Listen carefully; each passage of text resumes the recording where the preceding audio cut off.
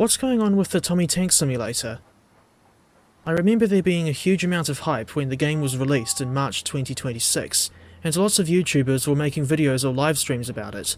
Even some people who you could tell had never played Train Sim World proper, let alone any Dovetail Games product. In a relatively short space of time, the hype has more or less fizzled out, and since the last big patch in late April, we've pretty much heard nothing more from the developers regarding any future patches or much needed additional locomotives, rolling stock, and route extensions. I question why Dovetail has gone so quiet on Wonders of Sodor. At present, the environment in this game just doesn't feel right with so few locomotives present. As someone who occasionally writes and produces his own Thomas stories, I think it would be good if Wonders of Sodor had the same, or at the very least a similar, level of locomotive, rolling stock and asset customizability as Trains 2019. In saying that, and personally speaking, I still find Trains 2019 a bit of a tedious rabbit hole at times. Mainly because of that whole process of finding, downloading and installing the dependencies needed for the routes and rolling stock. Meanwhile, you're severely restricted in terms of story potential if you want to use Wonders of Sodor, and I haven't tried using it for a story myself since I made You Got a Problem Street Beat, published in early April. Looking back on that particular story, I'm happy with how the basic plot, and opening scene in particular, turned out, but even I realised that it could have had less Tony Basil references.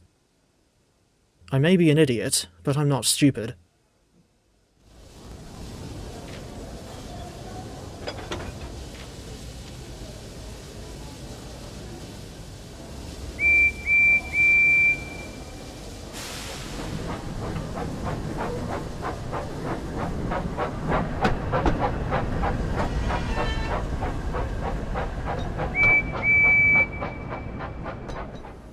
Come to think of it, Thomas still has that annoying issue where his eyes will keep looking in random directions, even after you've set them to follow the camera or look at another locomotive parked nearby. This issue doesn't apply to the other 5 locomotives currently in the game. Another thing that I reckon ought to be sorted is the way in which Explore mode works. Your mileage may vary, but personally, I think it's frustrating how you have to set a path if you want to go anywhere, and it looks like Percy agrees with me. Meanwhile, in Train Simulator Classic, you can set up a free roam scenario and explore a given route as you please without having to worry about being thrown out of the game the moment you go past a red signal. I reckon that Wonders of Sodor could be better if there wasn't a necessity to set a path in Explore mode, and if Emily's special cloistery coaches were included as well. As you can see, she is not happy about the absence of her special coaches. Come to think of it, if Oliver, the Great Western 1400 was in the game, Dovetail could make a story mode scenario adapted from the Season 7 episode, Emily's New Coaches. There are numerous other things in WAS that still needed to be sorted out.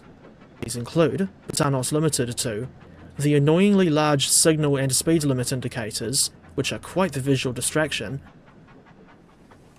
engine smoke clipping through the cab roof when you're in the tunnel or going under the overall roofs at Tidmouth and Knapford, and the inability to bring up a task list for the service or scenario by pressing T. You can do that in Train Sim World proper, so why not in Wonders of Sodor as well?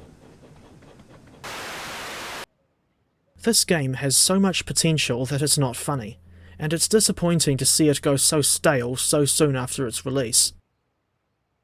The way I see it, it's almost as if Dovetail just wanted to pull a Steve Miller and take the money and run.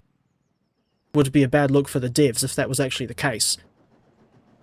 Incidentally, there's another Dovetail Direct coming up around a month and a half away, so here's hoping that, during the Direct, And amongst the probable talk of Trains in World 7, Lucky 7, the devs will finally give us players and customers an indication of just what the hell they're going to do with Sunders of Wodor, assuming they have any plans at all.